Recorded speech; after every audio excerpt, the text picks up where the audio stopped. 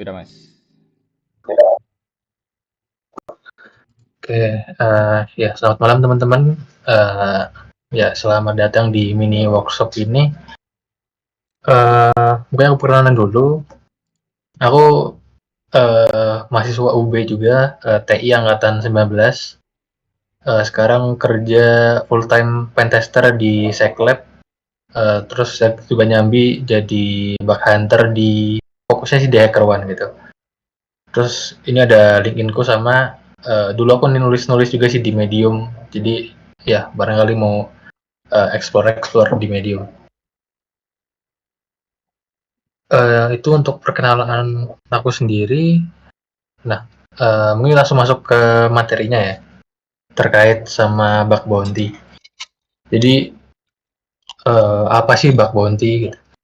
Nah, bug bounty itu ini aku nyomot dari ChatGPT ya untuk penjelasannya. Sebenarnya ya simpelnya kayak organisasi atau perusahaan tuh ngasih imbalan buat kita buat nemuin bug di aplikasi mereka. Nah ini tujuannya apa? Tujuannya sebelum biar nggak dieksploitasi sama orang-orang jahat itu kan, kayak misal di dark web itu kan mereka udah dihack ya, terus datanya disebar gitu. Nah bug bounty ini salah satunya tujuannya buat ngehindarin atau mengecegah itu terjadi gitu. Jadi udah di fixing dulu sebelum dieksploitasi sama orang-orang yang nggak berwenang gitu. Nah ini juga ada imbalannya tentunya, kayak ada uang tunai, juga ada reputasi. Di beberapa platform tuh ada reputasi, kalau enggak tuh ada hadiah berupa swag gitu, kayak merchandise mereka gitu. Nah ini kayak kenapa sih mereka butuh. Nah ini salah satunya ya, ada ya ketepatan waktu, jadi kayak mempercepat deteksi, terus penanganan bugnya, terus efisiensi biaya. Karena sebenarnya untuk nge-hire full time pentester itu biayanya lebih mahal dibandingkan ngebayar buat bug bounty gitu. Tapi salah satu keuntungannya buat bug bounty sendiri gitu ya, berdasarkan pengalamanku, karena kita tuh dibayar pakai dolar, jadi apa ya, berarti keuntungan buat kita tuh juga banyak gitu, karena ya terdukung dari kurs dolar ke rupiahnya gitu. Terus juga buat mereka ada reputasi positif, karena ya mereka nunjukin kalau mereka tuh komitmen terhadap ya keamanan data, terus keamanan cyber security yang mereka itu bermanfaat untuk mereka ke mitra bisnis mereka sendiri. Nah, alasan buat kita nih, buat teman-teman ngelakuin bug bounty, selain karena uang tuh apa sih gitu. Nah ini aku ambil dari laporannya HackerOne. Itu ada laporan tahunan tahun 2023. Ini diambil dari survei ke para bug hunter di sana. Ya 80% mereka ngehack buat dapetin uang gitu ya, ngebug bounty buat dapetin uang. Terus 78-nya buat belajar, dan yang sisanya 47 karena emang mereka dalam tanda kutip berniat baik untuk ngelindungin lah bisnis, terus orang-orang gitu ya, customer-customernya. Nah ini salah satu rewardnya ya, bentuk-bentuk rewardnya ya. Kayak di pojok kiri ini ada dari reportnya juga, kayak rata-rata bug di HackerOne tuh berapa sih bayarannya gitu ya. Itu ada di $500 gitu. Nah yang tengah ini ada salah satu bug hunter, dia nyari bug terus ngelaporin uh, di website pemerintahannya Belanda, terus dikasih baju kayak gini. Nah contoh di yang kanan pojok ini contoh di Spotify gitu ya, itu ada rewardnya. Ini berdasarkan ada severity-nya, jadi kayak kalau misalnya bugnya ini level low dibayar sekian, medium dibayar sekian, high dan critical itu beda-beda gitu. Dan tiap perusahaan itu mereka ngebayarnya beda-beda juga gitu. Jadi ya nanti bakal lebih detailnya di bagian di how to-nya ya. Itu ada buat nentuin gimana kalian milih program bug bounty-nya. Nah, contoh yang kiri bawah ini HelloFam. Ini di Tokopedia. Tokopedia juga membuka bug bounty ya. Selain di internasional, perusahaan-perusahaan lokal kayak Tokopedia, terus Bukalapak itu kalau nggak salah buka bug bounty juga. Nah, terus yang tengah ini ya bisa dibilang salah satu keuntungan ngebug bounty itu kan kayak ibaratnya kalian dapat pengalaman kerja lah dalam tanda kutip gitu ya. Dan terlebih lagi bug bounty mau di Indonesia, mau yang platform Indonesia maupun platform global pun ibaratnya udah nge-proof kalian kalau kalian tuh bisa buat nemuin bug di ya di bug keamanan di aplikasi yang emang udah di production gitu, udah jalan gitu ya. Terus, nah ini salah satu di HackerOne itu juga ada swag-nya. Kalau misal kalian dapat reputasi sekian, nanti dapat lisensi website. Kalau enggak dapat stiker, kalau enggak dapat baju, tas gitu-gitu. Ini untuk nambah keinginan kalian sih buat nge-bug bounty gitu ya. Nah, pertanyaan kayak kapan gitu kan buat ngelakuin bug bounty? Apakah ini kayak misal kerja gitu ya, kalau misal dari jam 8 sampai jam 5 itu, nah, jawabannya adalah hilang. Nah, ini maksudku. Jawabannya kapanpun ya. Jadi bug bounty ini kalian nggak terikat sama waktu kerja yang spesifik. Jadi ya kalian bisa kapan aja ngelakuin bug bounty gitu. Nggak ada aturan, nggak ada yang ngelarang, nggak ada yang harusin jam berapa gitu. Ini salah satu keuntungan. Jadi kalian bisa fleksibel aja kalau mau sambil kuliah, sambil apa, di waktu senggang kalian ngelakuin bug bounty, nyari bug. Ya boleh-boleh ya, silakan aja. Nggak ada yang nggak ada aturan atau apapun yang ngekat kalian. Oke, nah ini di mana buat ngelakuin bug bounty?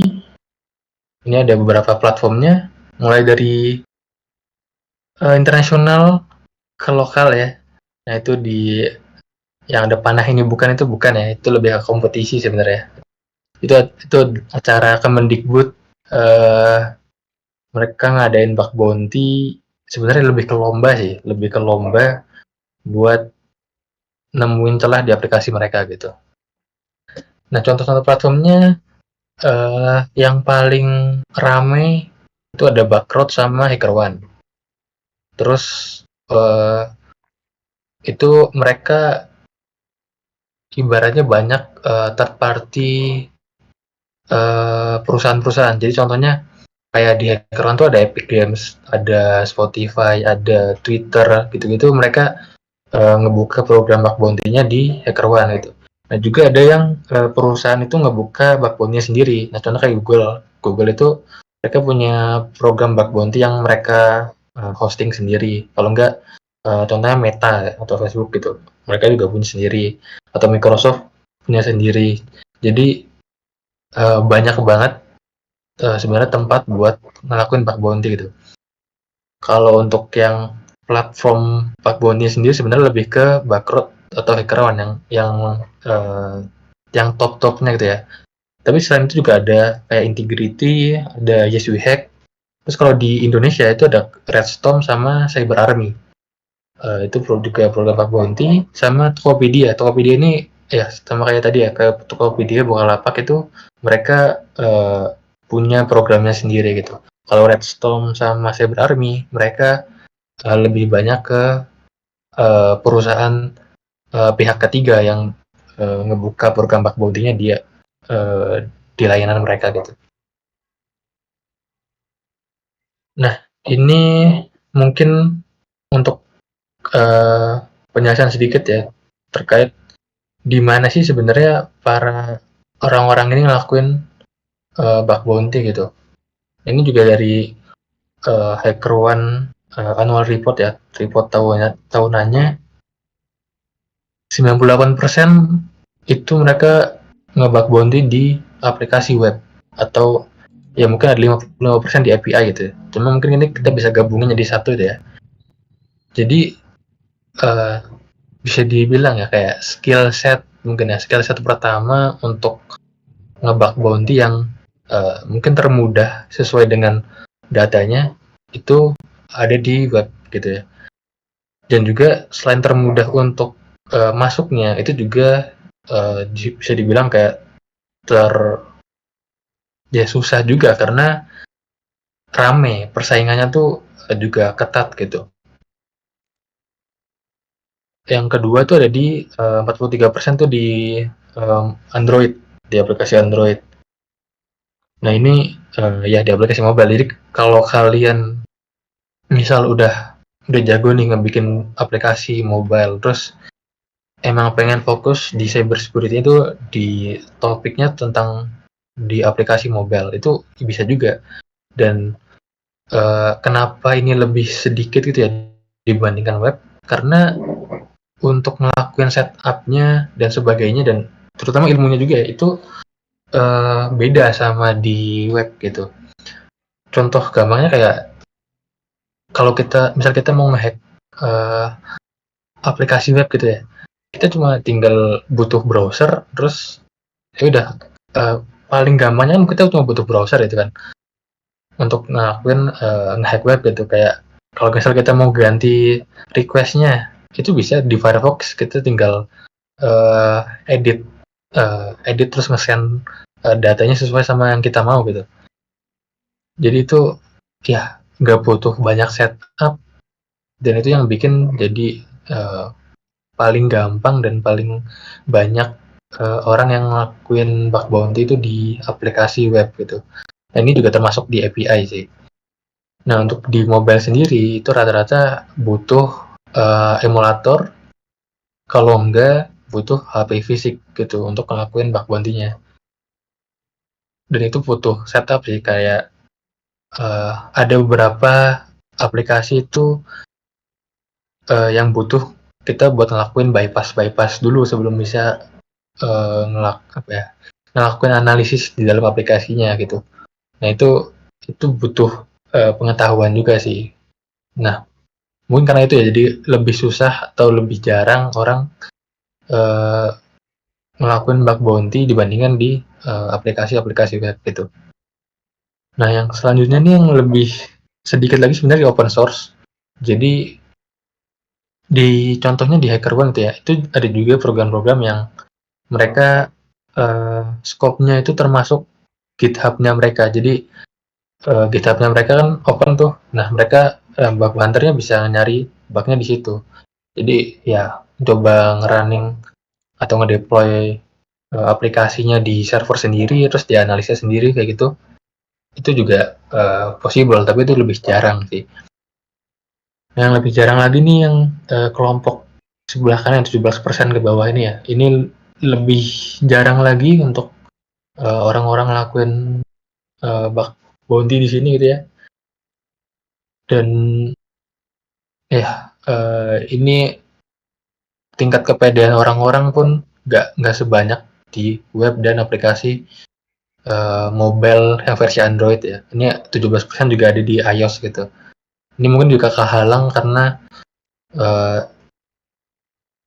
security di iOS dan Android itu kan beda, dari infrastrukturnya pun beda gitu. Jadi ya tingkat kesulitan dan untuk hack iOS pun setauku ya, pemahamanku itu juga butuh iPhone gitu. Jadi ya itu kan juga terbatas ya, nggak semua orang langsung pakai iPhone atau punya iPhone untuk ngelakuin bug bounty.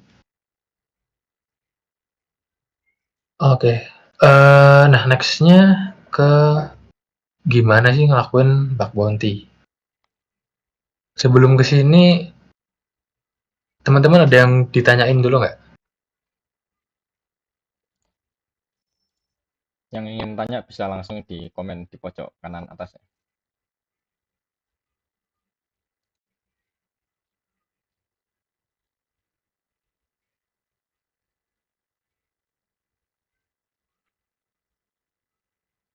Oke, aku tunggu 5 detik ya. 1, 2, 3, 4, 5. Oke, aku lanjut dulu ya. Baik, Mas. Nah, gimana sih cara ngelakuin bug bounty? Ini aku sebenarnya bikin simple aja sih, karena banyak banget cara ngelakuin bug bounty dan step-stepnya itu ya. Ini step basicnya lah gitu. Mulai dari milih programnya dulu. Kayak yang tadi aku bilang ya, ini kan kita punya uh, banyak banget program bug bounty yang buka, baik misal di Google, scope-nya Google sendiri ya, itu banyak banget. Kayak ada domain, kalau nggak salah with google.com, kalau nggak salah itu satu domain sendiri yang masuk scope ke Google. Terus juga ada produknya Google, misal Google Cloud Platform, itu juga masuk ke bug bounty-nya mereka. Nah, lebih banyak lagi kayak misal di HackerOne, itu kan dia bener platform bug bounty, jadi banyak banget perusahaan uh, yang ngebuka program bug bounty-nya mereka di sana gitu. Nah, gimana sih cara kita buat milih gitu ya, uh, program bug bounty mana sih yang mau kita tekunin gitu. Nah, ini lagi-lagi dari reportnya HackerOne, kayak alasan kenapa hacker atau para hacker itu milih satu program, ya 70%, 73% itu karena bounty-nya ya, karena reward-nya lah, karena imbalannya gitu ya. Itu nggak bisa dipungkiri sih, karena emang ya kayak tadi 80% orang ngelakuin bug bounty ya untuk ngedapetin uangnya gitu. Ya nggak terkecuali aku juga gitu ya, sama sih. Nah, terus yang kedua selanjutnya itu ada 50%. Nah, ini a lot of vulnerabilities. Ini sebenarnya agak tricky karena kita nggak tahu uh, aplikasi ini tuh punya banyak vulnerability atau enggak kalau kita belum ibaratnya ngecek atau nyoba aplikasinya atau ngelihat scope-nya dan sebagainya gitu ya. Jadi uh,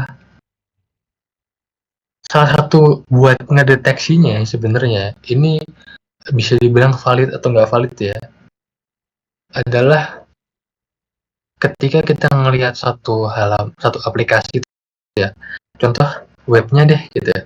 Webnya ini kok kelihatannya kayak web jadul gitu. Nah, itu bisa dibilang ada indikasi, kayak kemungkinan wah ini kayaknya nggak di maintenance dengan baik nih gitu, karena misalnya user interface-nya kok jadul banget gitu. Nah, itu ya mungkin bisa diindikasi kalau wah kayaknya boleh nih kita ngelakuin bug bounty di sini gitu. Nah, selanjutnya ini ada 46% itu di scope-nya yang bervariasi. Nah, jadi contohnya kayak misal ini contohnya produknya Epic Games. Jadi Epic Games itu punya bug bounty juga di HackerOne. Nah, mereka ini ada scope-nya, kalau nggak salah tuh scope kebanyakan itu scope web.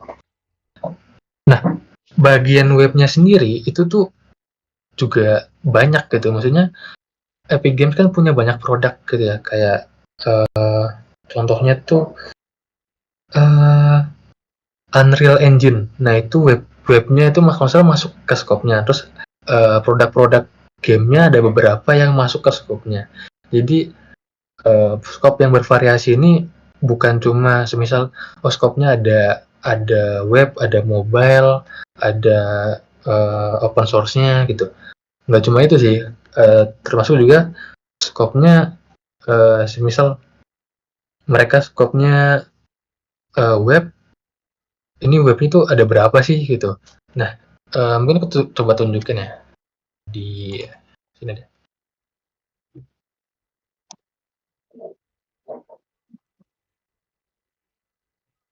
Oke, sebentar.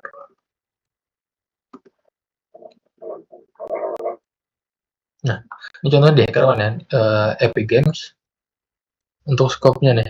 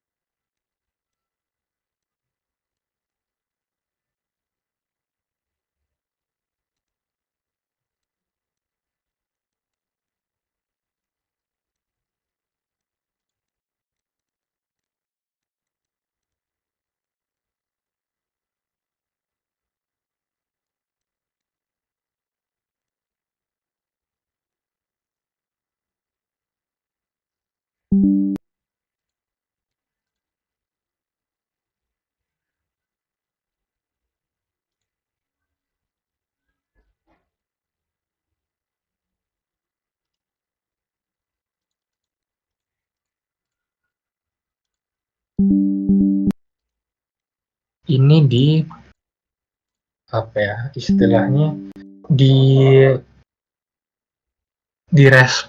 bukan dijadiin ditentuin ini bug atau enggak gitu. Terus juga ada waktu buat mereka ngasih bounty-nya gitu. Ini rata-rata waktu. Karena kalian kan juga nggak mau kan kayak misal kalian nemu bug nih di suatu program bug bounty gitu. Misal ketemu bugnya hari ini gitu ya. Tapi udah divalidasi, terus misal udah mereka benerin juga seminggu depan gitu ya, mereka benerin minggu depan, tapi baru dibayarnya kayak tahun depan gitu kan. Itu kan juga ya kita nggak mau kayak gitu juga gitu kan, kayak ya ngapain maksudnya lama banget sampai dibayarnya gitu. Itu juga jadi pertimbangan.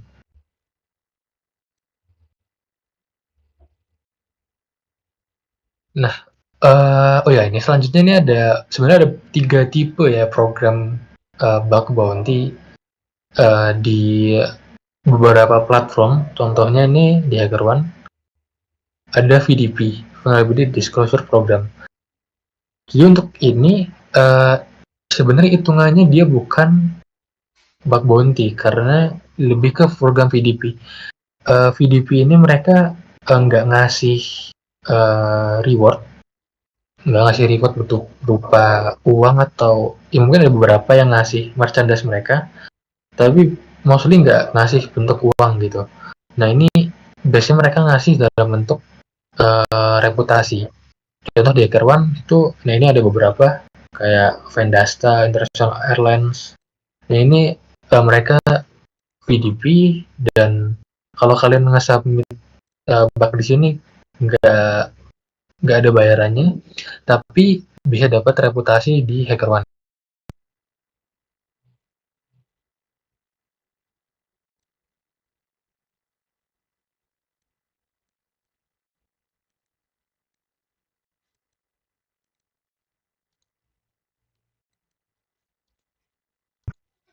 RCM Insight, Tool for Humanity, dan juga ada range bayarannya gitu ya.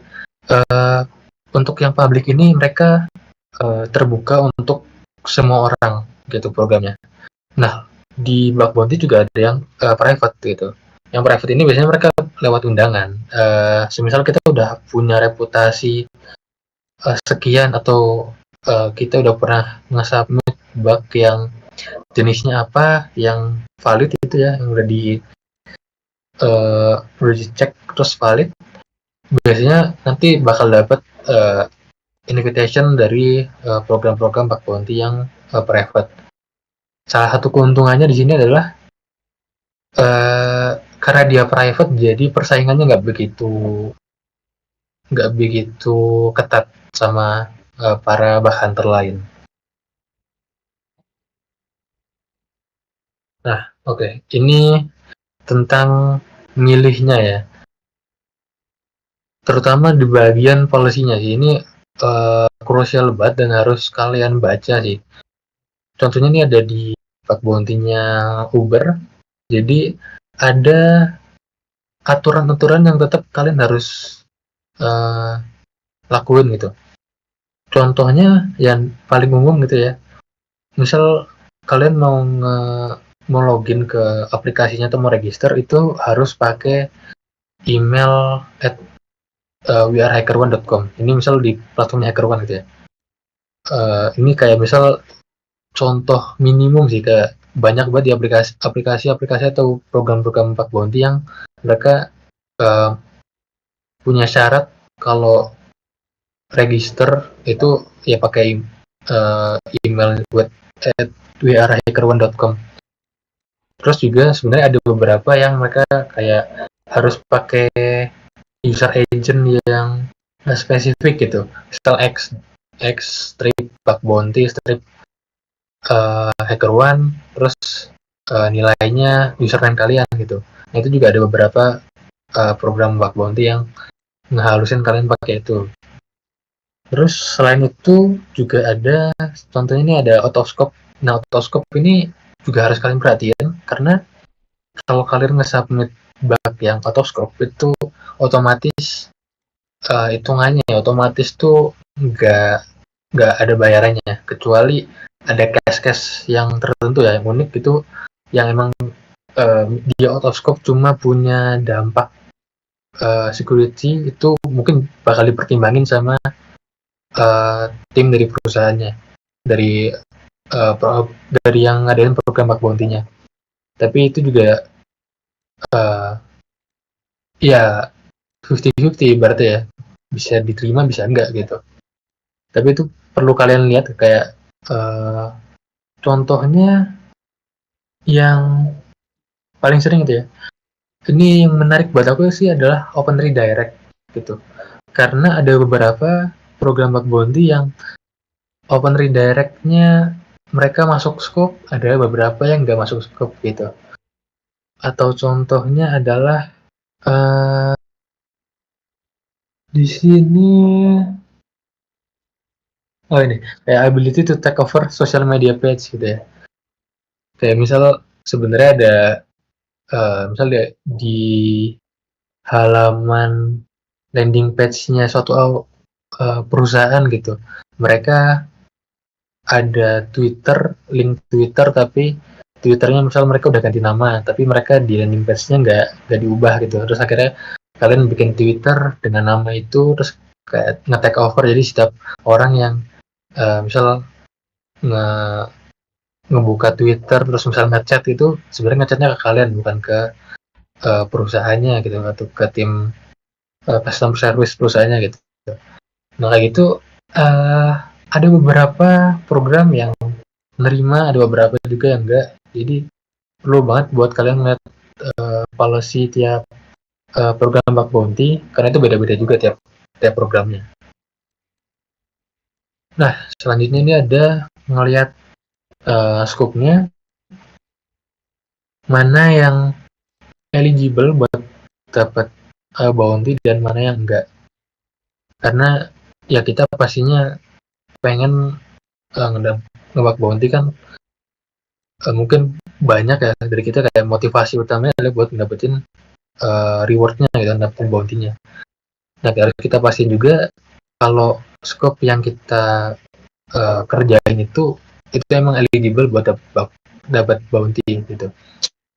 Meskipun di beberapa kasus ya ada juga bug-bug yang kayak misal kritikal gitu ya, meskipun itu statusnya di sini itu nggak eligible gitu ya, itu tetap ada beberapa perusahaan yang ngebayar gitu. Tapi ya itu tergantung dari kebaikan perusahaan sih sebenarnya, karena ya ibaratnya kesepakatan di awal di scope-nya udah dijelasin kalau ini nggak eligible.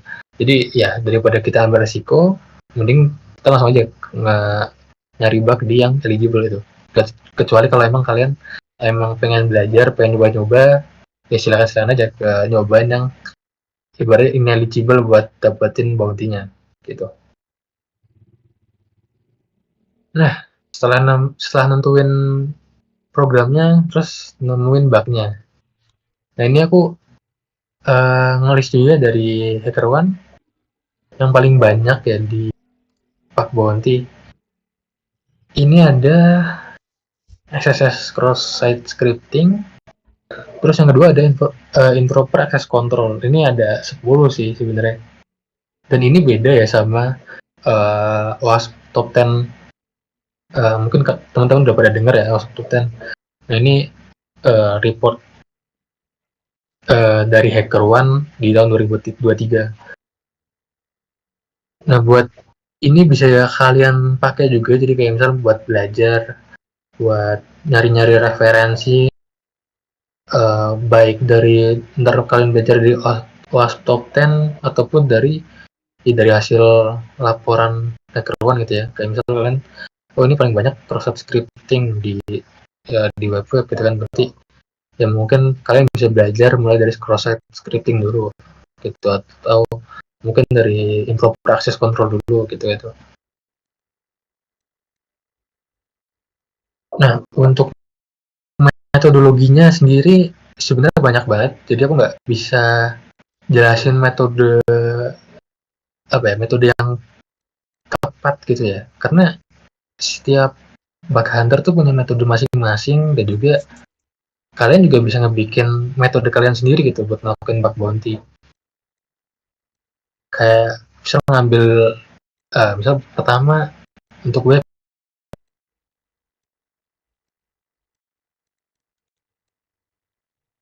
domain itu juga macam-macam, kayak misal toolsnya ada sublister, kalau enggak misal kalian pakai Shodan buat nyari scope-nya gitu ya. Sekalian juga misal ada yang cuma nyari subdomainnya doang, ada juga yang nge-scanning port-portnya sekalian. Itu jadi metodenya beda-beda sih setiap orang. Ini aku udah kasih referensi dan kalian pastinya ya tinggal nyari search aja di Google metodologi bug bounty, itu pasti keluar banyak banget, dan tinggal kalian pelajarin terus coba-cobain aja mana yang sekiranya efektif buat kalian, terus ya tinggal tiru, terus kopas-kopas mungkin dari sumber-sumber, terus kalian bikin metode sendiri, bisa-bisa aja ya. Jadi nggak ada metode yang menurutku yang saklek yang oh ini metode yang paling baik gitu ya. Menurutku nggak ada sih metode uh, yang pasti nemu. Oh, yang pasti nemu sih, yang pasti kalian scan semua vulnerability-nya, scan apapun, ngetes apapun, pasti menurutku pasti ketemu juga bug-nya gitu ya. Cuma ya dibikin metode lagi kan karena biar kita lebih efektif ya. Gak mungkin juga kita nge-scan keseluruhan semuanya, kan makan waktu dan tenaga juga gitu. Terus nah ini selanjutnya nih bisa latihannya yang aku rekomendasiin ya, aku pribadi rekomendasiin tuh dari Portswigger sebenarnya, karena dia ngasih contoh challenge dan juga contoh materinya itu apa ya, menurutku sesuai sama industri atau real case di dunia nyata gitu, dan juga materinya lengkap, terus ya gratis gitu untuk course-nya, untuk lab-nya itu gratis, jadi juga belajar sih dari sini gitu. Terus juga ada HackerOne 101 CTF, ini CTF-nya HackerOne. Kalau enggak, untuk kalian dapetin tips-tips buat nyari bug itu sebenarnya banyak banget sumbernya. Salah satunya kayak dari Medium. Selain itu sebenarnya bisa juga kalian dari misal blognya orang-orang gitu ya, blog orang-orang punya blog-blog sendiri, misal mereka nggak bikin Medium tapi bikin di website mereka sendiri, ya kalian bisa juga cari-cari di situ.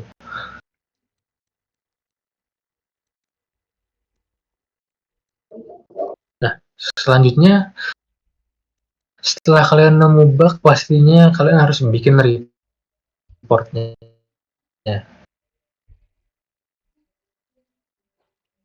Nah, ini contoh bentukan report ya di dua platform, ada di Bugcrowd sama di kemiripannya adalah salah satunya ada title-nya, pastinya judulnya, dan pasti ini tuh kayak jelas itu ya.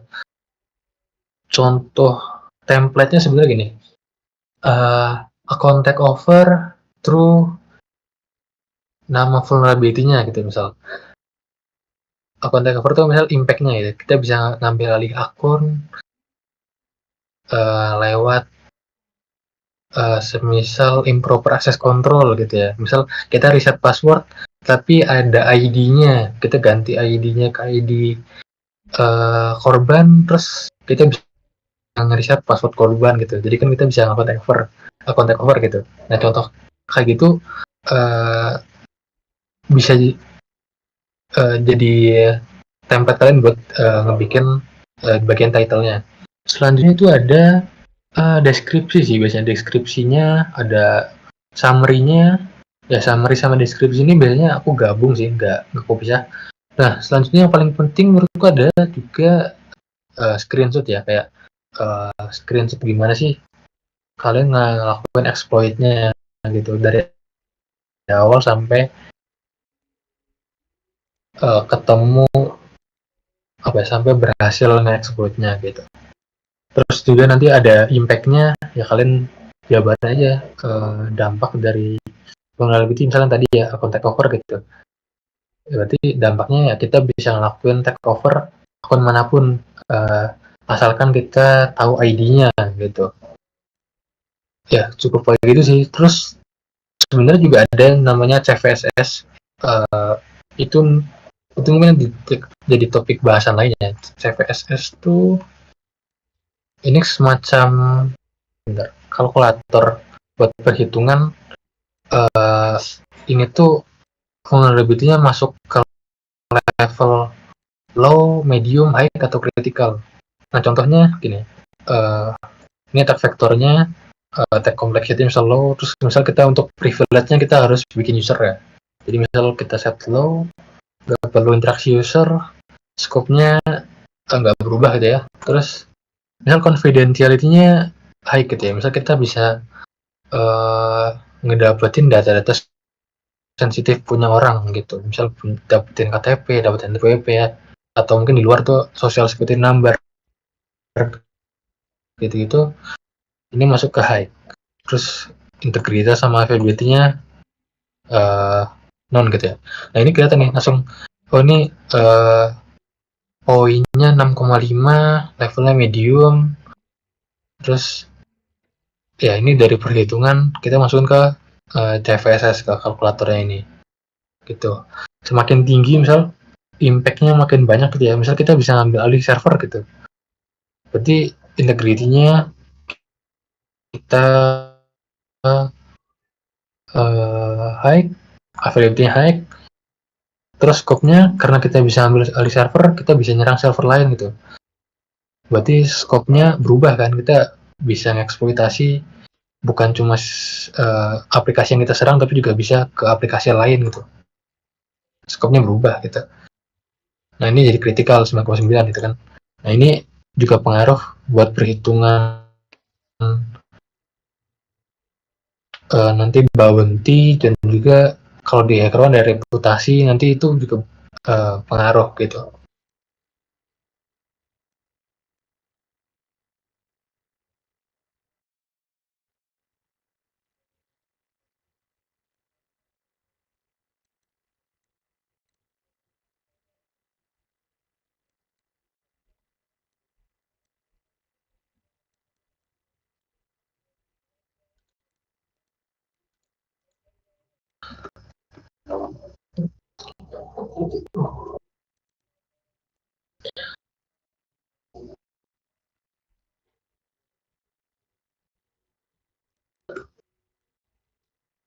Halo, tes. Suaraku udah masuk lagi ya?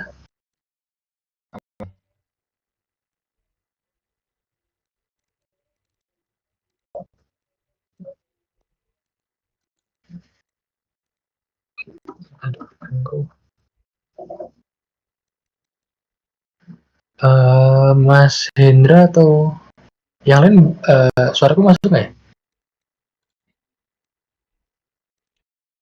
Masuk, Mas, masuk.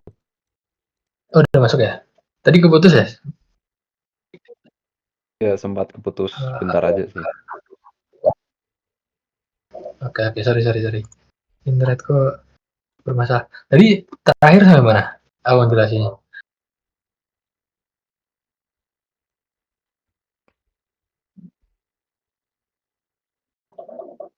Sampai setelah reputasi kalau nggak salah itu. Oh, sebelum itu sih. Oke, aku lanjut sebentar. Ya. Nah, selanjutnya ini terkait sama reporting ya. Kalian bisa belajar buat ngelakuin reporting tuh dari mana sih sumbernya? Dan menurutku yang paling efisien ya adalah dari reportnya orang-orang yang udah dipublish gitu. Karena kan itu udah terbukti dipahami sama orang, terus kalian juga bisa ngeliat, oh reportnya ini semisal nggak banyak komentar atau pertanyaan dari pihak reviewernya HackerOne gitu, atau pihak pihak tim security-nya dari perusahaannya gitu. Nah, kalian bisa belajar dari situ sih. Untuk di Backrot sendiri aku kebetulan karena jarang nge-bug bounty di sana, jadi kurang ngerti tuh apakah di sana juga ada report-report yang dipublish juga atau enggak gitu. Oke, itu buat reporting. Nah, selanjutnya ke sesi pertanyaan.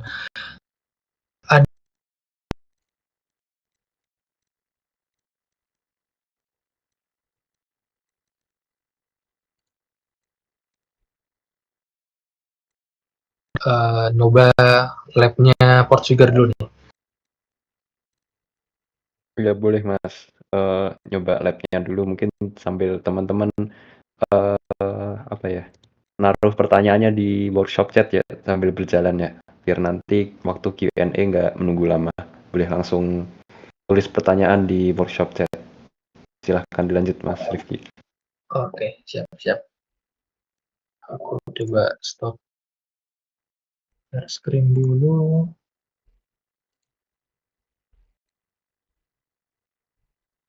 Oke. Ini udah kelihatan ya full screen ku ya. Kelihatan Mas. Ya. Oke. Untuk di Portugal sendiri ini ada, kalian bisa ceknya web lab-labnya tuh di sini di bagian topik. Lihat kalau topiknya, ini ada banyak topiknya dari topik-topik server side, client side maupun topik yang udah di level advance gitu. Nah di sini aku nyoba dari access control dulu sih, yang paling simple mungkin ya untuk dipelajarin. Cuma ya tadi di HackerOne pun tuh jadi peringkat 2 gitu kan, paling banyak. Tentang access control, ini pengenalan tentang Portswigger ya. Ini yang aku suka dari Portswigger tuh mereka ada topik secara teksnya, kayak misal authentication, session management, access control, kayak penjelasannya dulu, terus juga ada lab-nya di sini. Nah ini contoh. Nah ini misal lab-nya gitu ya. Terus kita ada tujuannya, misal di syllabus unprotected outcome panel, terus kita suruh ngapain sih? Suruh nge-delete user Carlos gitu. Nah dari misal ini kita buka lab-nya. Oh ya, di sini juga aku biasanya buat ngelakuin bug bounty itu pakai tools namanya Bullshit. Bullshit. Nah ini juga tools dari Portswigger. Ini ada 3 versi sebenarnya. 3 versi, ada versi community, versi profesional sama enterprise. Cuma ya kita pakai kalau nggak community ya profesional gitu kan. Nah ini ya perbedaan antara community sama profesional. Oke, bisa kalian cek di sini. Ini aku udah buka. Sebenarnya sekilas ya tentang bullshit community sama profesional. Ini menurut pandanganku sendiri ya. Sangat-sangat lebih worth buat bullshit yang pro, karena buat aku sendiri yang paling penting adalah ini sih, project files. Jadi project kita itu disimpan di bullshit. Jadi kalau di community itu nggak bisa disimpan, dan itu salah satu minus point yang besar banget sih menurutku. Karena ya mau gimana, misal kita udah tahu nih misal kayak di Epic Games gitu ya, di salah satunya misal Unreal Tournament gitu, kita udah nemu pilot ini nih nanti ngebikin ada error, misal error Laravel lah gitu ya kasarnya, kayak ngebikin muncul error Laravel di salah satu subdomainnya Unreal Tournament gitu. Nah kalau misal kita pakai yang community edition, sebenarnya bisa aja kita save request responnya, tapi ya waktu nanti misal besok kalian nge-bug bounty lagi, yaitu kalian ibaratnya bikin dari awal lagi ya tinggalkan kopas sih, cuman itu jadi kurang nyaman gitu kan buat kalian gitu. Jadi ya menurutku lebih enak buat yang pro, cuma sekali lagi yang pro itu berbayar gitu ya. Nah kebetulan waktu itu dulu aku sempat belum beli yang pro karena lisensiku habis, terus cepat mencoba nih kalau misal kalian pengen nyoba juga, itu ada namanya Kaido. Ini kayak bullshit, cuma dia versi ya nggak selengkap bullshitnya lah gitu.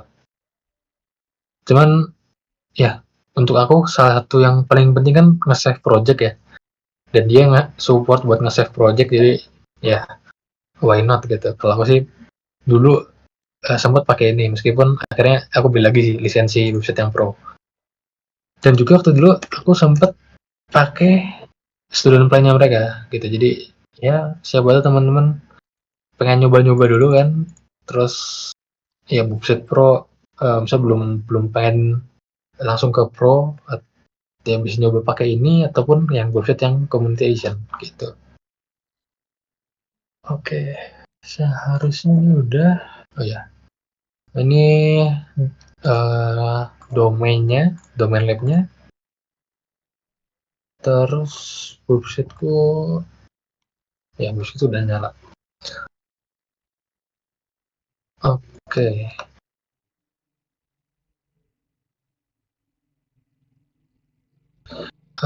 Biasanya aku lakuin ini kan ada banyak menunya ya. Ini ya nggak cukup sih kalau aku jelasin semua sekarang, cuma nanti kalian bisa cek-cek di gimana bullshit ya. Di bagian target ini ada scope-nya. Ini sebenarnya simple, kita tinggal paste aja, terus nggak nge-intercept traffic yang nggak di dalam scope target kita. Sebenarnya kalau misalnya kalian mau pakai yang lebih advance, ini pakai ada advance scope control. Misal kita coba ya, kayak domainnya kan websecurityacademy.net gitu. Berarti kita ini pakai regex sih. Titiknya kita pakai backslash, terus ini misal kita semua subdomain gitu ya, kita masukin, kita ke http story, kita refresh, coba dia masuk. Oh belum, wait, ada yang salah. https oh sorry, browsernya belum aku nyalain. Nah di sini kan kayak kita nge-request, terus ada requestnya, responnya apa gitu. Nah contohnya untuk ini ya, webnya kan tentang unprotected admin functionality. Kita ngelakuin ini adalah apa ya sebutannya, kalau di pentas ngelakuin enumerasi gitu ya. Ngelakuin enumerasinya, contohnya gini, misal kita requestnya di intruder tuh ada file list.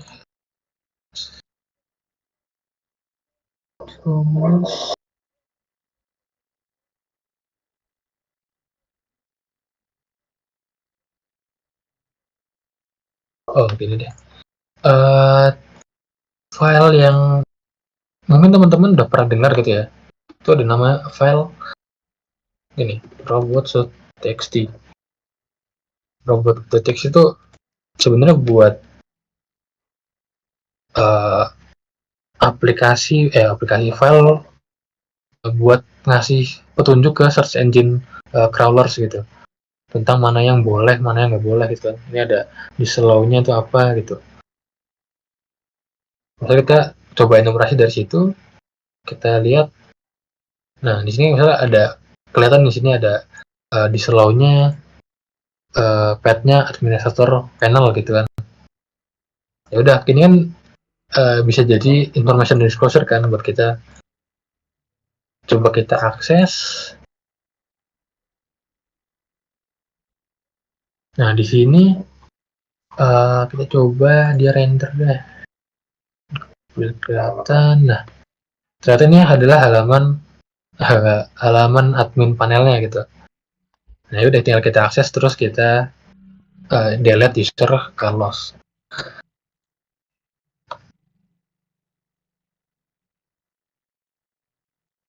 Delete user Carlos. Nah, kalau misalnya kita udah nge-solve lab-nya, biasanya akan muncul kayak gini. Congratulations, you solved the lab gitu. Nah, ini salah satu contoh lab-nya. Ini untuk yang improper access control. Semisal mungkin satu lagi ya, kita coba yang top 1 bounty di HackerOne tuh ada XSS.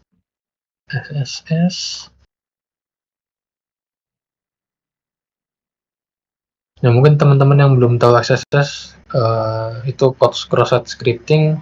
Jadi kita bisa mengeksekusi client side code lah di browsernya victim ataupun di browser victim. Itu bisa sifatnya server side, maksudnya scriptnya itu kesimpan di database, bisa juga itu reflected gitu ya, atau bisa juga pakai berdasarkan DOM based XSS. Nah, ini mungkin nanti teman-teman bisa pelajarin masing-masing ini ya perbedaannya gitu. Bentar, lab-nya mana? Lab.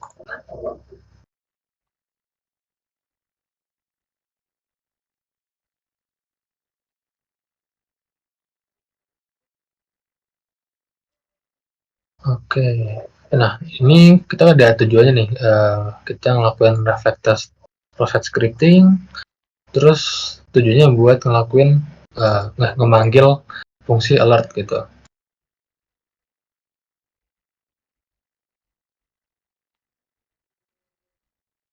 Segera.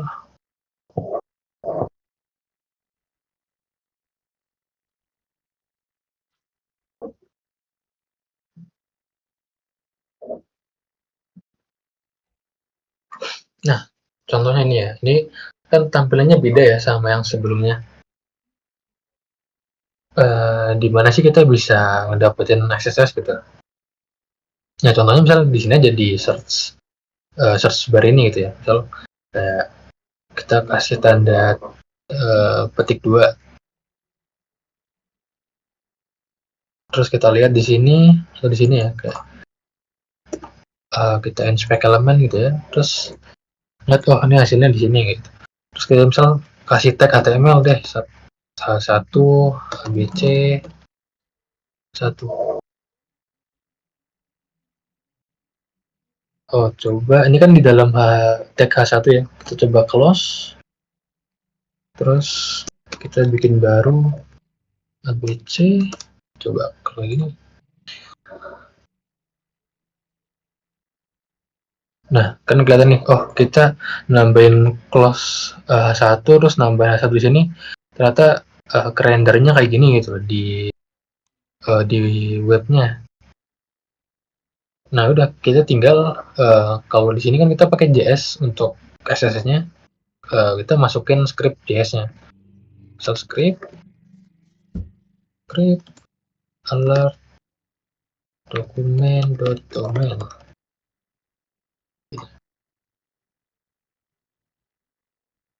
Nah, ini muncul alert alert nama domainnya. Nah, ini untuk nge-solve lab-nya. Tapi sebenarnya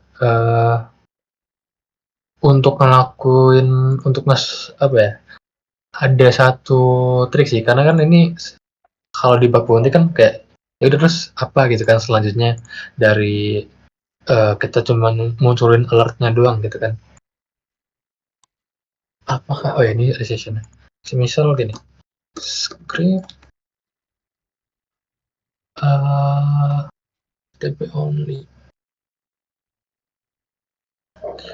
Semisal kita window location terus kita set gitu. Ini contohnya misal kita ngelakuin stealing cookie ya, cuma di sini karena lab-nya itu kita nggak ada login dan ada beberapa proteksi di cookie-nya, jadi kita misal nambahinnya dia ke domain deh, nama domainnya gitu ya. So, dokumen ketemu coba apakah oh http document location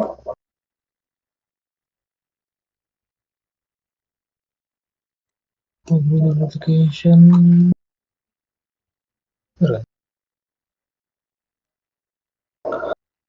http hostify oh sebentar apa salah. Nah contohnya ini ya kayak ini nama domain kolaborator bullshit, jadi ini kayak website yang kita bisa pakai buat ya contohnya buat stealing cookie atau ngelakuin SSRF atau yang lainnya, ini bisa kita pakai kolaborator. Cuma ini terbatas di website yang versi Pro gitu. Nah ini sebenarnya domainnya sih. Sebenarnya kalau misal kita ngelakuin SSS yang beneran itu di cookie-nya. Nah contohnya kayak gini nih, misal kita ngelakuin ini payload-nya, window location, kolaborator bullshit-nya, terus nama cookie-nya gitu kan. Nah ini setelah dapet cookie-nya bisa nge-take over akun kan, karena untuk validasi user kita biasanya kan pakai cookie gitu. Contoh-contoh SSS-nya sih. Nah untuk SSS sendiri sebenarnya aku saranin kalian kan tujuannya kan di sini buat nge-alert ya. Nah setelah misalkan sudah bisa nih ngelakuin alert, kalau bisa kalau emang possible gitu ya di labnya emang ada cookie-nya, ada loginnya ya, atau mungkin di labnya emang ngelakuin ada stealing cookie itu ya bisa kalian lakuin gitu, karena apa ya yang applicable adalah kalian bisa ngelakuin stealing cookie sih, sampai stealing cookie gak cuma ngelakuin alert aja gitu, meskipun alert aja itu udah diterima gitu ya. Cuma untuk konsep dari SSS untuk dampak yang lebih tingginya tuh sampai bisa ngeliat stealing cookie atau ya yang lain-lain ya kayak misalnya ngelakuin request atau apapun, itu juga masih masuk ke dampak gitu ya. Oke, mungkin itu sih buat bullshit-nya. Aku coba ke ini ya. Oh ya, ada yang aku mungkin coba jawab dari Sleepless ya pertanyaannya. Akhirnya kalau bug bounty karena bahan rea banyak, rentan kena duplikat. Cara bilang report secara tepat dan tepat. Kalau report secara cepat ya, menurutku belajarnya dari reporting sebelumnya sih. Kayak misal tadi belum tunjukin ya HackerOne activity, ini report orang yang udah dipublish gitu. Kalian bisa belajar dari sini, terus juga misalnya nih SSS di just.net gitu. Dari ini public enggak. Nah ini ada juga report yang kayak gini ya, yang dia cuman munculin summary-nya aja. Ada juga yang sebentar coba judulnya.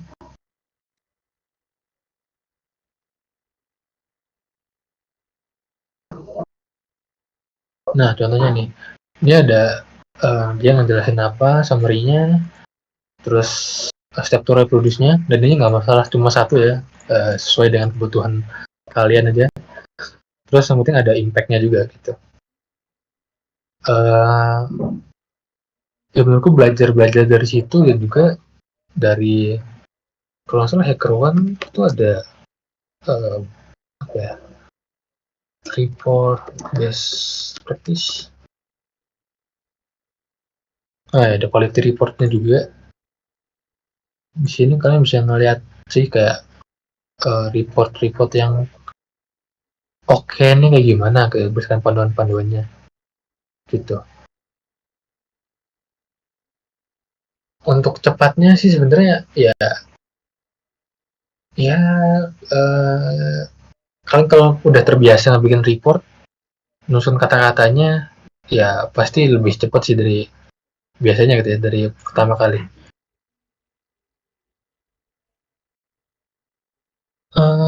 Tools selain Bubsheet sama Kaido, kalau toolsnya biasanya tuh ada Nuclei, itu kayak dia ngelakuin scan terus nyocokin entah responnya, entah mungkin ukuran file, ukuran respon ataupun kode statusnya.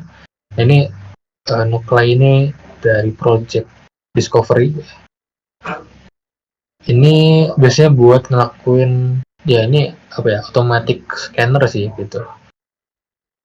Tapi yang aku baca-baca dari beberapa medium yang aku baca gitu ya, kalau kalian cuma pakai template bawaan, ini kan ada template bawaan dari Nuclei-nya, kalian nggak custom sendiri, itu kemungkinan duplikatnya lebih besar karena ya rata-rata orang juga pakai Nuclei gitu buat nge-scan aplikasinya gitu.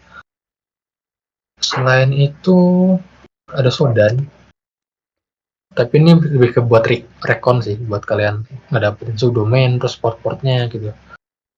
Dan Shodan kalau nggak salah ada studinya juga deh ya, ada studinya juga. Kalau misal kalian mau nyoba-nyoba bisa pakai akun UB ya, mumpung masih student gitu kan. Terus itu tools lain sebenarnya subdomain, domain finder, sublister. Nah kayak gini buat ngedapetin subdomainnya. Terus ada tools namanya GAU ya, ini buat dapetin subdomainnya. Jadi sebenarnya toolsnya tuh banyak banget, dan bisa juga toolsnya custom kalian bikin sendiri gitu. Ya banyak sih sebenarnya tools-toolsnya buat ngelakuin bug bounty. Nggak ada yang kalau spesifik aku gunain sih, paling subdomainnya sublister, kalau nggak GAU ya, buat dapetin subdomainnya. Karena aku sendiri lebih sering ngelakuin manual buat ngebug bounty-nya gitu. Oh ya, silakan.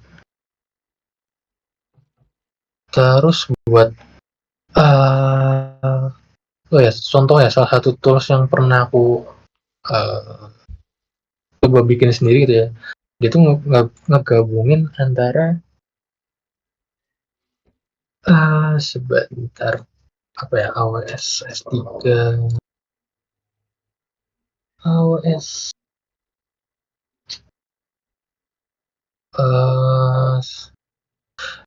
bentar, aku agak lupa nama toolsnya, cuma aku bikin script. Jadi kan di AWS ya, untuk teman-teman cloud itu ya, AWS itu kan ada tempat penyimpanannya kan, kita nyimpan file objeknya kayak misal cloud storage lah gitu ya, cloud storage-nya storage Google. Nah kayak misal cloud storage-nya Google itu kan buat nyimpan file-file. Nah waktu itu aku bikin ini sih, ngegabungin dari sublister ini, jadi dapat subdomainnya. Terus sama aku bikin dari word list nama-nama nama-nama subdomain, kalau nggak nama-nama bucket, AWS S3 bucket gitu ya. Terus ya udah habis itu aku scanning aja kayak ada nggak sih bucket ini, misal Epic Games gitu ya, ada nggak sih bucket misal backup strip epicgames.com gitu, kalau nggak backup underscore epicgames.com gitu. Nah itu aku otomasi sih itu, dan waktu itu nemu satu subdomainnya, salah satu subdomain yang masuk scope gitu, terus aku report dan ternyata yaitu dapat bounty gitu. Itu sih untuk normalnya aku sih sebenarnya lebih banyak ngelakuin manual scanning sih. Kenapa jujur tertarik juga kayak misal ngelakuin apa ya? Misal bookset gini ya, kayak ngelihat kode JS-nya gitu. Sini ada nggak ya JS-nya? Oh nggak ada sih. Ya, ya ngeliat ngebaca-baca kode JS-nya, terus ngelihat ada API atau endpoint ke tempat-tempat yang sensitif atau enggak itu kan, kayak misal /admin atau /apa di JS-nya, atau misal ada token API key gitu ya, misal di JS-nya itu juga ya bisa dilihat juga sih kayak gitu. Dan itu pakai tools bisa, cuma aku sampai sekarang masih lebih prefer manual. Oke, ada yang ditanyain lagi kah?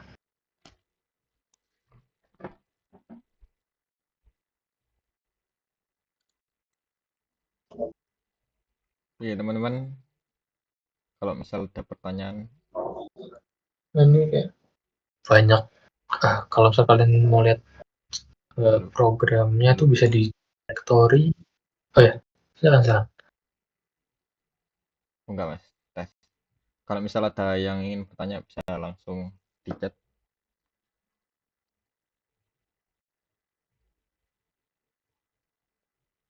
Oke. Ya aku nitip ini Endra, kalau misalnya ada yang tanyain dibilang aja. Ini misal kayak misal di directory ada ya list apa program-programnya. Nah misal kita cuma mau yang BBB gitu ya, misal bug bounty gitu ya, klik over bounties, terus ya udah kita lihat misal ini Cia network, kita lihat policy-nya gimana, terus rewardnya dia ngasih berapa sih, kalau low berapa, medium berapa, high critical berapa gitu. Terus ini kan masih belum ada nih average time bounty-nya gitu. Terus biasanya yang kita lihat juga ini sih, dia launch-nya kapan. Karena biasanya program-program yang baru yang belum pernah uh, di bug bounty-in, kadang-kadang mereka apa ya, mungkin belum pernah dilakuin pentest atau security audit atau yang lain gitu ya. Jadi bug-bugnya itu masih banyak gitu. Nah ini kayak ngelihat ya respon targetnya, mereka targetnya berapa hari sampai berapa hari dari report sampai mereka respon. Terus ya ini eligibility buat dapetin bugnya kayak harus jadi first reporter. Jadi kalau misalnya kalian nge-report terus ternyata udah di-report duluan, itu nanti jatuhnya dari jadi duplicate. Itu kalau report sebelumnya valid nanti kalian bisa dapat reputasi cuma sedikit gitu ya. Cuma kalau misalnya itu nggak valid, ya udah gitu kak, ya duplikat aja, nggak dapat bounty juga sih. Terus apa yang aksesnya? Oh ini kayak cara ngaksesnya, terus installnya ya di wiki mereka, terus Nah ini kayak misal tesnya di testnet itu bukan di utamanya gitu di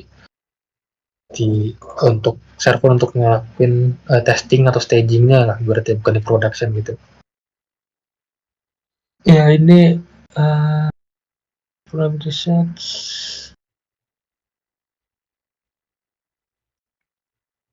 ya ini policy lain. Terus untuk scope-nya, nah itu kita bisa lihat sih kayak scope-nya kan, nah ini kan source code ya kebanyakan ya. Kita yang ngecek di source code-nya mereka, dan karena open source jadi ya ini masuk ke yang tadi kesekian persen aplikasi-aplikasi atau scope yang masuk ke open source gitu. Oke, ya mungkin itu sih dari aku. Apakah ada yang ditanya? Oke Mas, terima kasih atas penjelasannya. Saya ada pertanyaan Mas. Nah, saya Ya, kan enggak. ya pemula dalam bug bounty. Nah, saya itu pernah dengar-dengar dari teman-teman itu kalau biasanya mereka itu mulai bug bounty di perusahaannya pemerintah karena lebih gampang. Nah, tapi perusahaannya pemerintah itu kan nggak masuk ya di HackerOne gitu. Nah, itu gimana Mas? Kalau mau reportnya itu? Oke, kalau di pemerintah sendiri, aku belum pernah ya sebenarnya keliput ke pemerintah. Mungkin kalau misal ke situ, kalian bisa entah email atau apapun ke semisal CSIRT-nya mereka gitu. Semisal contohnya kayak di Kemendikbud yang waktu itu kan ada lomba, itu kayaknya mereka ada CSIRT-nya juga. Nah, coba. Nah, biasanya kalau misalnya ada tim ini, ya kalian bisa nge-email atau bikin laporan ke sini gitu. Nah, misal ke email gitu ya, ke emailnya mereka. Gitu sih. Kalau enggak, kalau yang pemerintah sih sebenarnya aku belum pernah sih. Tapi coba deh cari CSRT-nya mereka. Kalau misal ada, ya coba email ke sana gitu. Kalau enggak ya mungkin ya ke Kominfo mungkin ya, email ke Kominfo biar lebih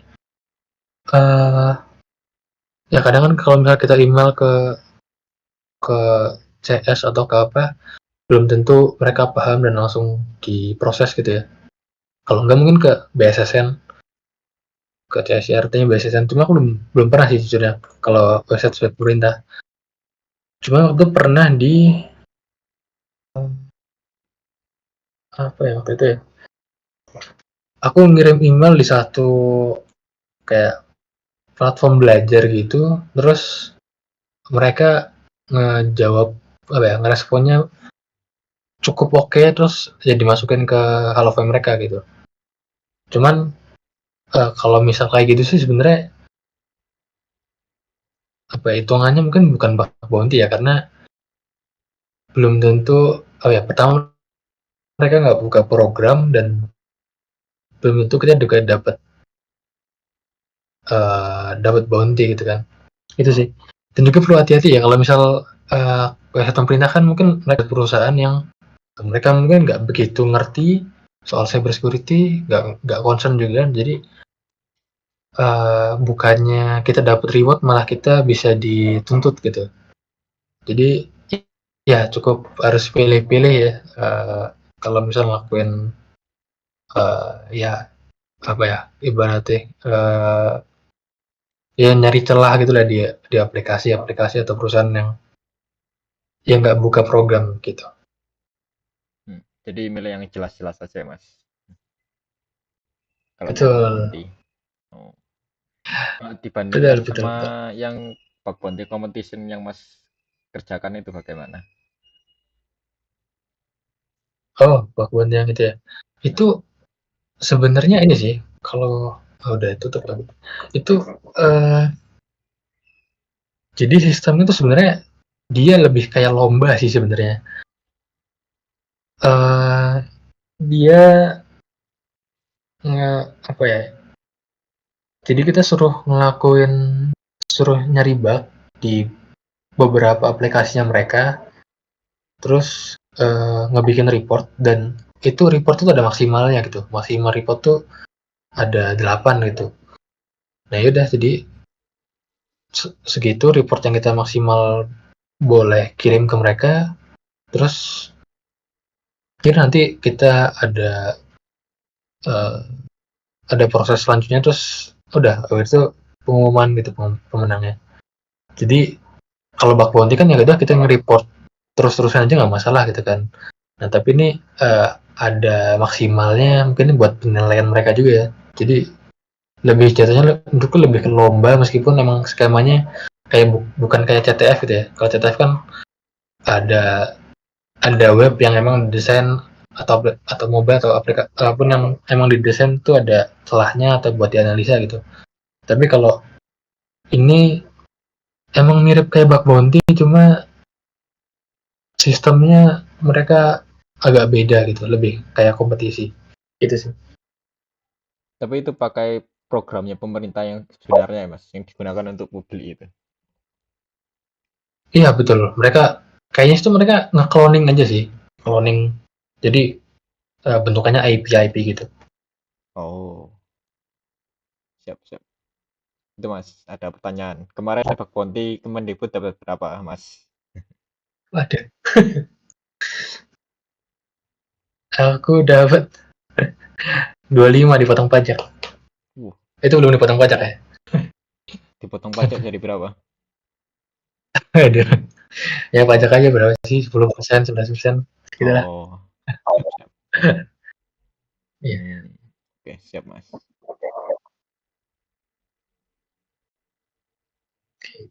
So, oke, ada yang mau tanya lagi? Bebas, mau nanya bounty, mau nanya apapun.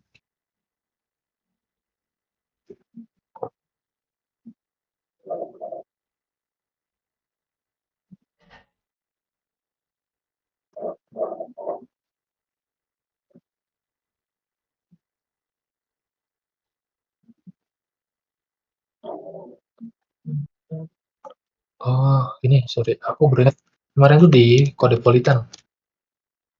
Nah, di sini.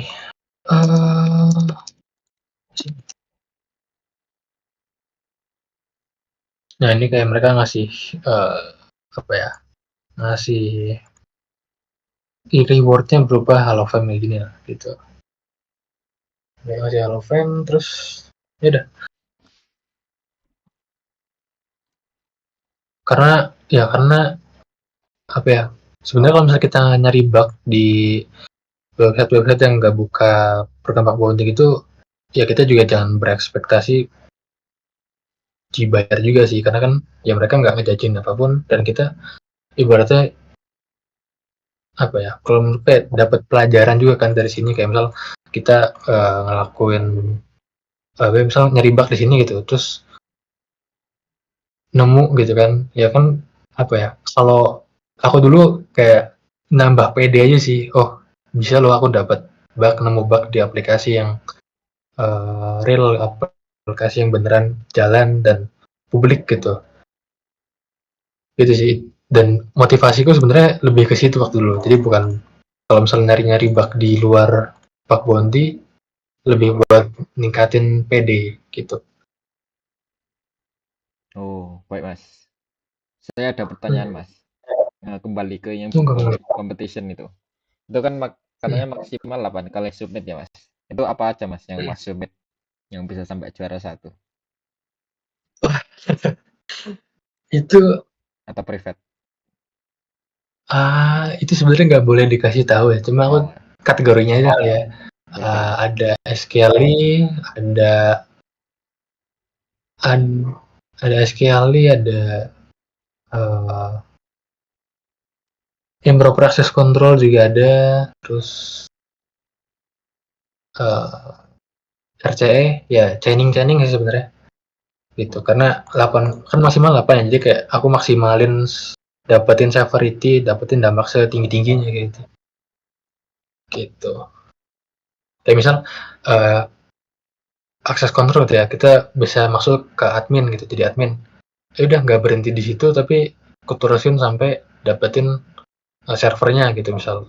Ya kayak gitu sih, biar lebih ya biar kena limit reportnya, jadi aku maksimalin gitu. Hmm, biar biar skornya lebih tinggi ya. Skor CVSS-nya. Iya, cuma ya itu nggak transparan sih. Tetap juri yang milih, cuma ya harapannya kayak gitu, biar skornya lebih tinggi. Betul. Itu kan 8 kali ya, Mas. Berarti Mas itu bikin report 8 kali juga. Hmm. Iya, reportnya 8 sih ya, bener itu. Terus waktunya sebulan. Waktuku ya, waktu 2023 kemarin. Oh, oke Mas. Gas lah, ikut.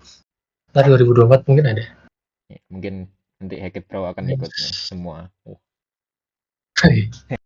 Mantap, mantap. siap. Terima kasih Aku udah banyak di Mas. band soalnya.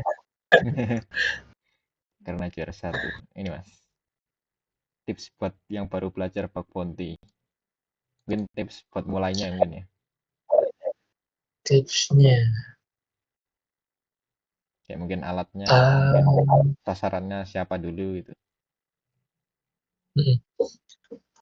Kalau tipsnya untuk bug bounty ya, ini aku anggap kalian juga udah apa ya, ini bug bounty ya, khusus bug bounty ya, bukan belajar cyber security-nya ya. Kalau belajar cyber security kan ya kalian belajar di Portsuiger, di Trahacme, di Hack the Box atau yang lain kan, itu terpisah gitu ya. Untuk bug bounty-nya sendiri, menurutku mulai dari belajar metodologinya orang-orang sih, kayak Zetziano. Nah, ini dia ada metode dia ngelakuin bug bounty. Kalau enggak, ya metodenya siapapun, misal bug bounty metodologi. Kayak ini misal ada kan banyak banget metode-metode mereka ngelakuin bug bounty. Terus nanti misal dari sini mereka ngasih referensi lagi, oh orang-orang ini misal gitu kan, mereka bug bounty-nya gimana. Terus saya udah sih pelajarin dari situ. Terus sama ini dari report-report. Jadi kalau bisa biasain baca report juga sih. Jadi kalian juga bisa ngerti. Oh ini apa ya, misal coba. Jadi kalian juga bisa ngerti vulnerability ini tuh juga apa ya, diterima gitu di bug bounty gitu. Terus kayak contoh mereka ngelakuinnya, mereka step by stepnya gimana, itu bisa dilihat juga sih di sini. Gitu. Jadi pertama sih menurutku metodologi sih, dan harus apa ya, pede juga sih, karena uh, besar banget kemungkinan kalian bisa dapetin duplikat gitu. Sama kayak aku dulu lah, kayak aku dulu bug bounty kan baru di Desember 2021, itu report dari Desember, baru nemu bug pertama itu baru dapat bounty pertama di Februari 2022-nya. Jadi ya selama apa ya, dari Desember Januari itu nge-report terus dapat duplikat gitu. Kan ibaratnya kita nge-report pertama kan kayak berharap wah ini dapat bounty gitu kan. Ternyata duplikat atau informational tuh kayak ini nggak dianggap sebagai security issue yang apa ya, yang punya dampak lah gitu. Nah kayak gitu kan ngebikin apa ya, ibaratnya mental kayak kok nggak dapat gitu ya, kayak kecewa gitu.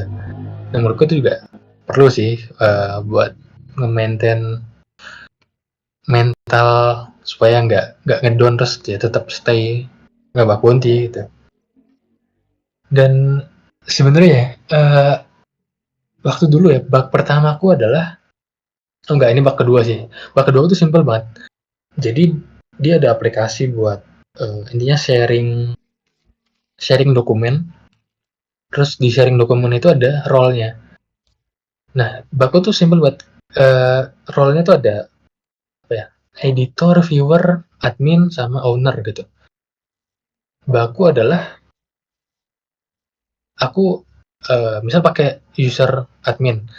Nah, itu aku bisa nge-eskalasi privilege-ku jadi owner gitu. Dan itu cuma ya udah dari admin itu di UI ya, bahkan maksudnya ada drop down admin owner gitu ya. Terus aku klik owner, terus aku jadi owner dokumennya, padahal ya sebenarnya aku cuma dikasih role admin gitu. Terus itu jadi bug, jadi temuan, terus dibayar bounty gitu. Jadi ya kadang kadang keberuntungan juga diperlukan gitu. Gitu sih. Perlu belajar metodologi dan siapin mental kalau misal nemu duplikat atau internasional gitu. Oke mas, ini ada pertanyaan lagi. Ending idol.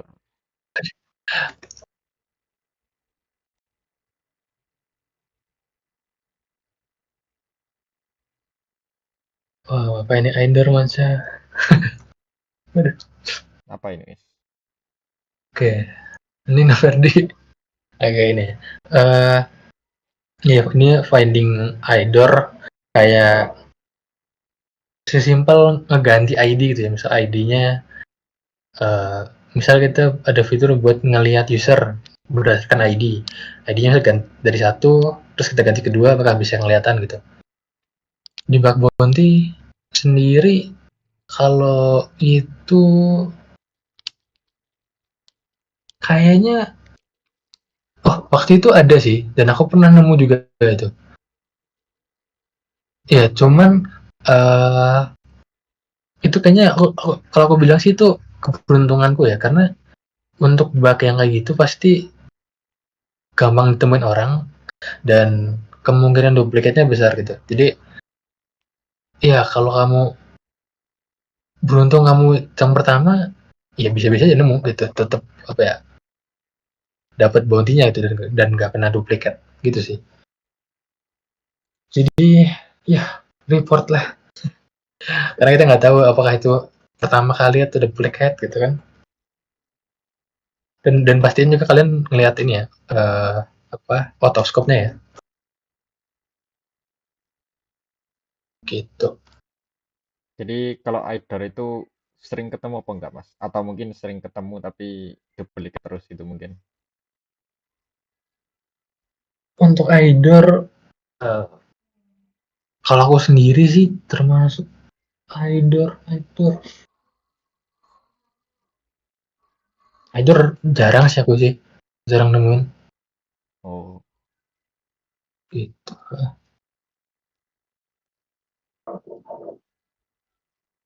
ini.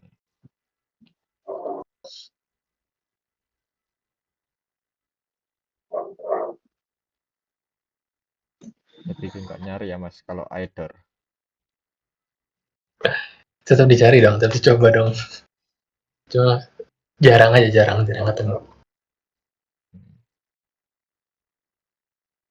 Hmm. gitu. Mungkin saya ada pertanyaan juga mas.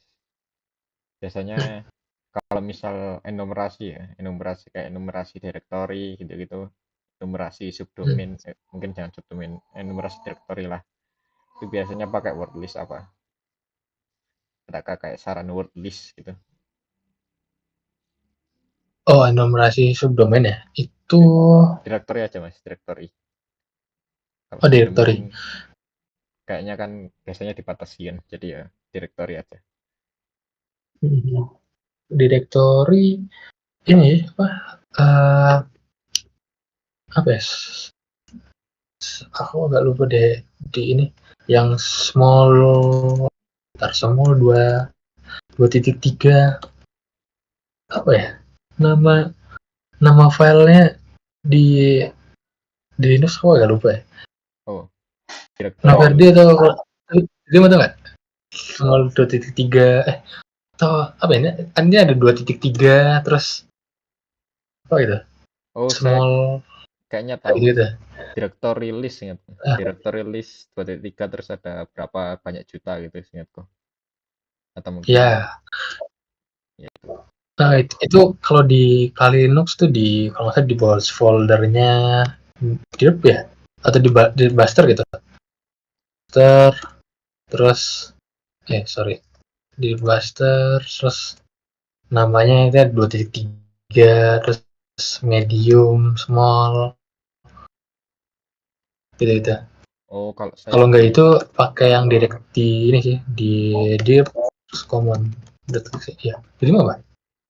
Oh, kalau saya ada di checklist itu, Mas. Checklist kan banyak itu. Oh iya ya. List. Ya. Oh ini directory list titik medium gitu. Ya, small. Iya. Banyak banget sih. Rockview gitu pernah pakai, Mas. Small. Ya, kebesaran saya. Rocky enggak sih. Rocky kan lebih buat password kan. Oh, siapa tahu. Dan itu gede banget Rocky. Ya, Gede banget. 100 MB. Gila. Iya. Oke, Mas. Tuh. Itu Mas ada pertanyaan lagi. Tutor sabar waktu recon.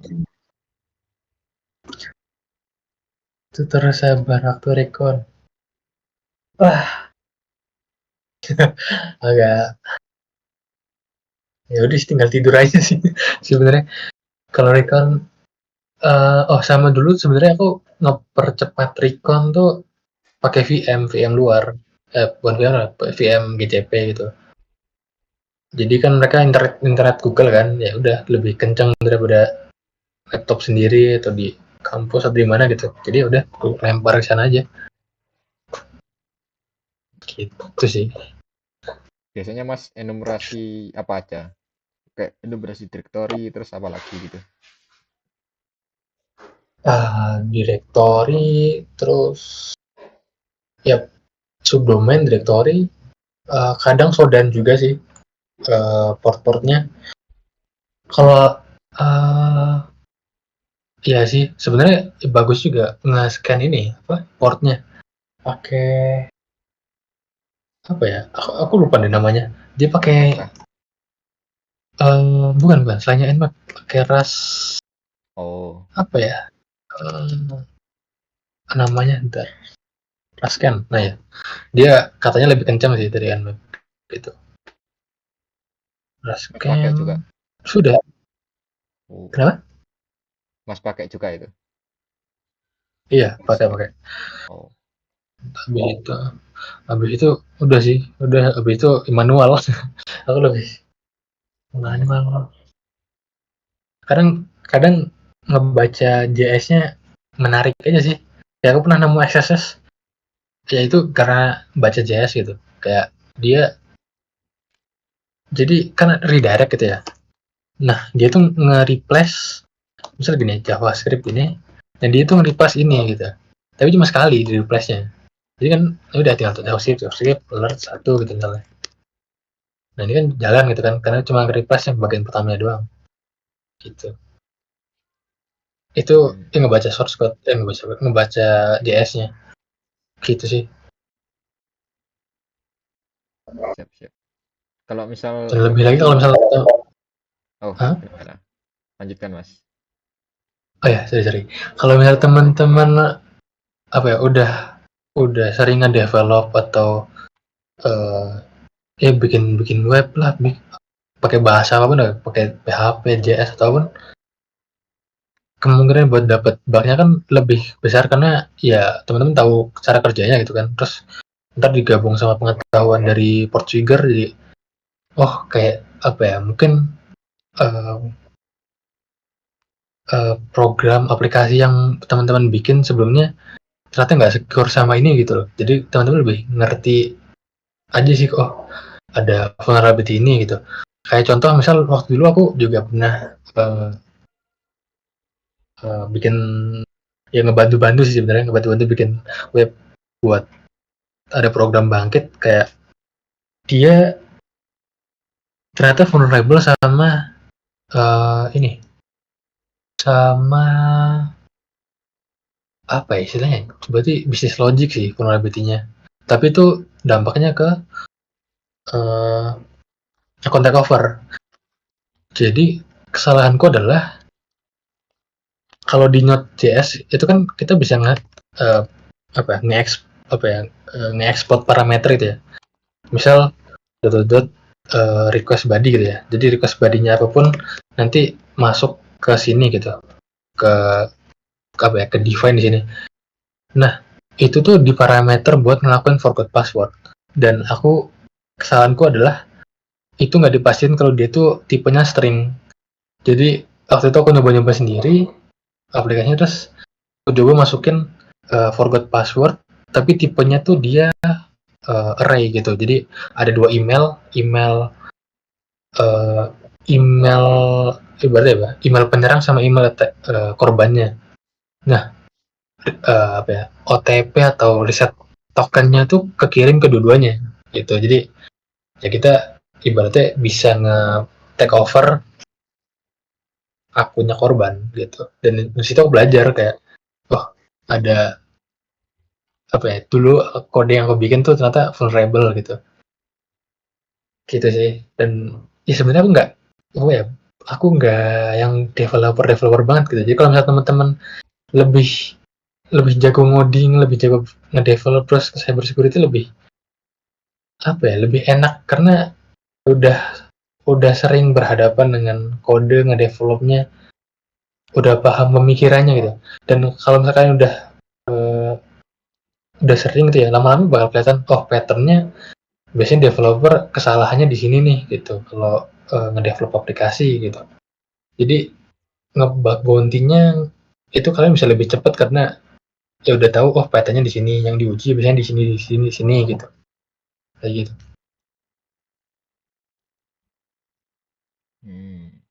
Oke, Mas.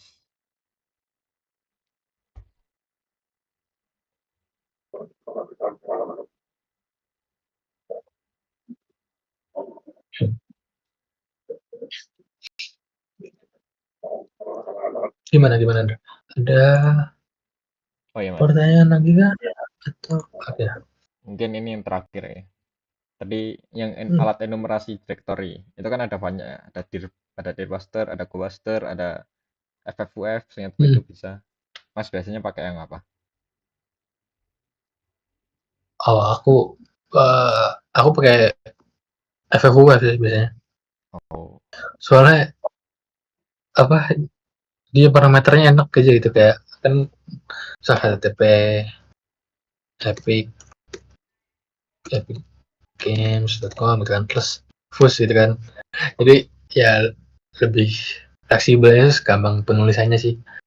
Tapi ya kalau misalnya teman-teman pakai Dirbuster, GoBuster atau yang lain nggak masalah sih. Preferensi sendiri-sendiri menurut gue itu.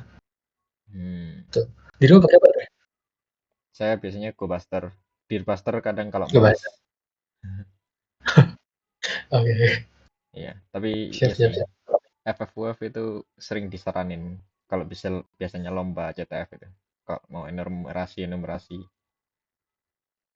Oh.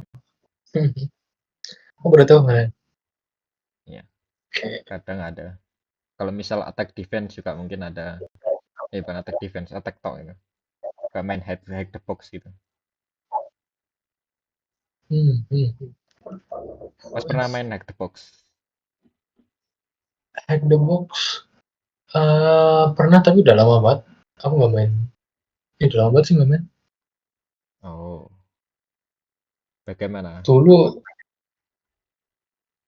Apa? ini sih cuma challenge webnya aja sih biasanya aku kerjain. Sama dulu kan forensik ya. Aku dulu CTF-nya fokus forensik ya, forensik ya. Gitu. Oh, seberapa besar efeknya belajar hack the box untuk bug bounty? Oh, hack the box buat bug bounty ya.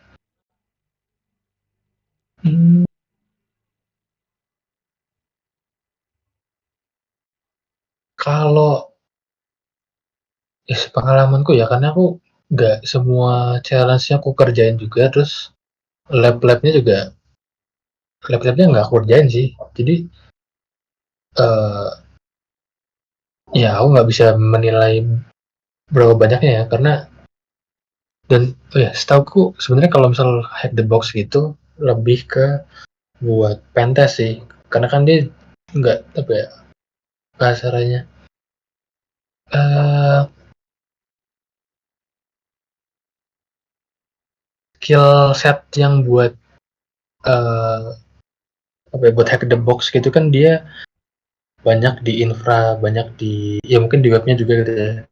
Cuman nggak nggak apa ya, nggak menyeluruh, nggak sekomplit di Portugal gitu untuk di webnya. Karena aku fokusnya di web gitu ya, jadi ya aku dari dulu belajar di Portugal sih. Cuman kalau di hack the box, menurutku tuh eh, sangat mendukung, lebih condong buat ke kerja sih gitu. Kalau di bug bounty eh, untuk awal-awal kalau dari aku sih tetap di Fortsugar karena fokusnya tetap di web gitu Ndra. Kalau soalnya kalau di bug bounty infra tuh agak jarang, tapi ya kalau kalian mau nge-scan portnya terus nemu misal ada FTP dan sebagainya, eh, itu aku pernah lihat sih ada report dia ada FTP yang support anonymous apa ya atau unauthenticated gitu, itu uh, jadi temuan, jadi bug terus dibayar gitu. Oh iya ya. Jadi kalau hack the box ada infranya juga ya kalau misal di pentest. Kalau di bug bounty lebih ke websitenya aja, software websitenya aja gitu. Iya, Oh, betul oke betul mas. betul. Kalau mau lagi ya belajar di mobile sih. Biasanya di Geobonti biasanya rata-rata ya, kalau nggak web mobile gitu. Kalau nggak ya tadi ada source code, ada apa namanya, eh ada desktop juga sih ya, yang tadi executable gitu. Cuma itu Hmm, lebih jarang. oke mas, terima kasih mas. Oke, Mungkin siap siap. nggak ada pertanyaan lagi. Mungkin bisa diakhiri Oke, kali ya. oke, tak share stop. Ya, berapa nih? Ya. Berapa jam? Oke, terima kasih buat teman-teman dan Hendra dan teman-teman admin-admin dan community leader dan semuanya ya yang sudah mensupport ya. Terima kasih Mungkin juga kalau mas. misalnya ya kalau aku ada kurang atau salah-salah kata ya aku mohon maaf sebesar-besarnya. Ntar kalau misalnya ada pertanyaan atau pengen nanya-nanya langsung aja bisa PC atau bisa di grup gitu ya, di grup di Discord gitu. Eh, ya mungkin itu aja. Aku kembaliin ke Indra. Oke, baik. Terima kasih Mas Rifki atas materinya, atas pertanyaan dan jawabannya. Terima kasih juga buat yang lain di sini yang sudah menonton dan ya mengaktifkan komunitas ini. Semoga kita bisa join lagi untuk workshop selanjutnya.